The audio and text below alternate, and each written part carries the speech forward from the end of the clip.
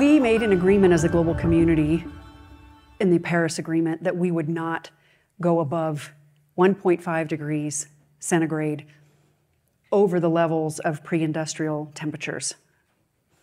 And last week, we breached that agreement, and we hit an average of 1.5 degrees increase over those levels.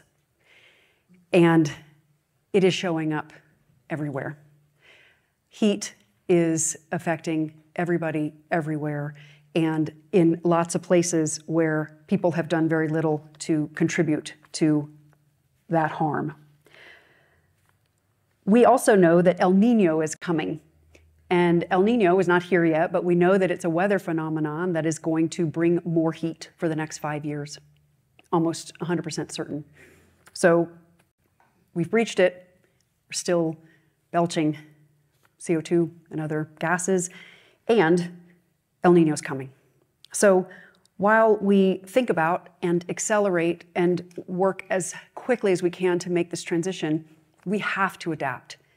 And there is a moral imperative, there's a financial imperative, there's a humanitarian imperative for adaptation, but it's behind the mitigation team by at least 25 years. And as I said, heat is hurting everybody, but it's not hurting people equally. And it hurts disproportionately women and girls. And we work with a group called the Self-Employed Women's Association. And they are 2.6 million women in the informal sector deeply exposed to climate impacts in 18 states in India. SEVA is their acronym.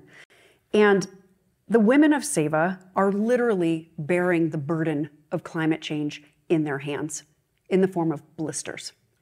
They are working with tools not designed for the temperatures and the conditions in which they are working. And so they have blisters on their hands, they have headaches, they have dizziness, they are miscarrying their babies. They have a rash that used to be around 4 months out of the year, now it's 12 months out of the year. They have urinary tract infections. It goes on. And so I would like for us to hear from Rima Nanavati, who is the director of the Self-Employed Women's Association, for a short message that will tell you more about this, and then we're going to jump back in. Namaste. I'm Rima Nanavati, director at the Self-Employed Women's Association, SEVA. The unprecedented heat wave since last 2 years, the temperatures rise to almost about 45 degrees since March every year. It peaked to almost 52 degrees centigrade in the dry areas of our state. This results into reduction in the working hours of these women workers, directly influencing the reduction in the income of our members. Once the income reduces, the women are the worst affected. Their food intake reduces, nutrition levels decrease. Children's education suffers. With all this, health is also directly affected. Therefore, SEVA has been partnering with the Arsht-Rockefeller Center at the Atlantic Council with Kathy and their team. We are piloting an extreme heat insurance program covering almost 21,000 members, both in the urban areas as well as in the rural areas. This parametric insurance provides with income support when the heat increases up to such high levels. We are also trying to pilot and innovate the livelihoods, the insulated thermoses, the cool roof programs, and other such mechanisms. There is a need to devise all-weather insurance products that build resilience of these women workers against a range of climate shocks, be it cyclones, floods, heavy rains, heat wave, and drought. I hope that through this conference, we will be able to work with Arsht-Rockefeller Center, Kathy, in working out these kind of initiatives which will help in building the resilience of these informal sector women workers. So it's not just the global south, it's us in the global north. 2 summers ago, 1,200 people died in 2 days in British Columbia and the Pacific Northwest. The heat dome heat wave. And I say heat dome because we have to have a way to archivally refer to these because they don't yet universally have a name, which I'm going to come back to that. We also know that in the US West, California, fires of Canada, New York City, the orange glow of New York City that had it categorized as the worst air quality in the world for 2 days.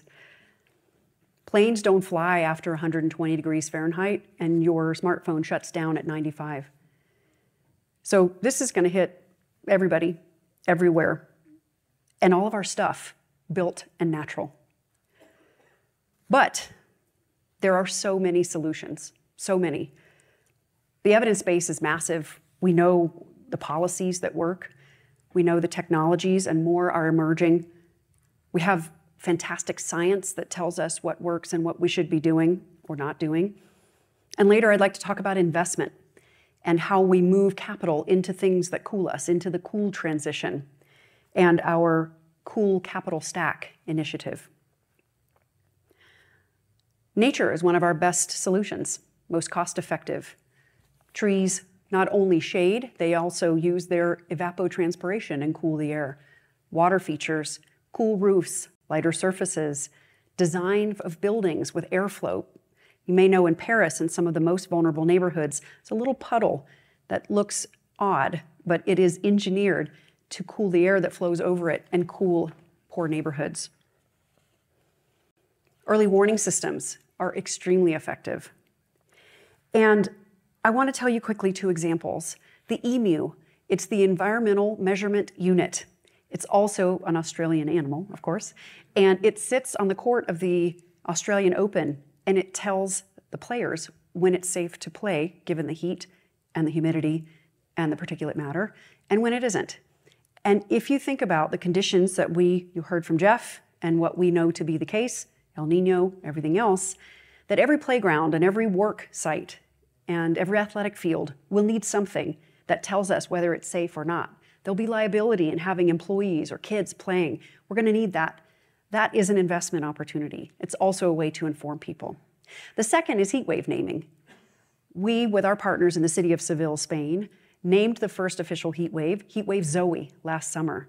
And it looks quite likely that next week the heat will be sufficient and the conditions around it to name a second one.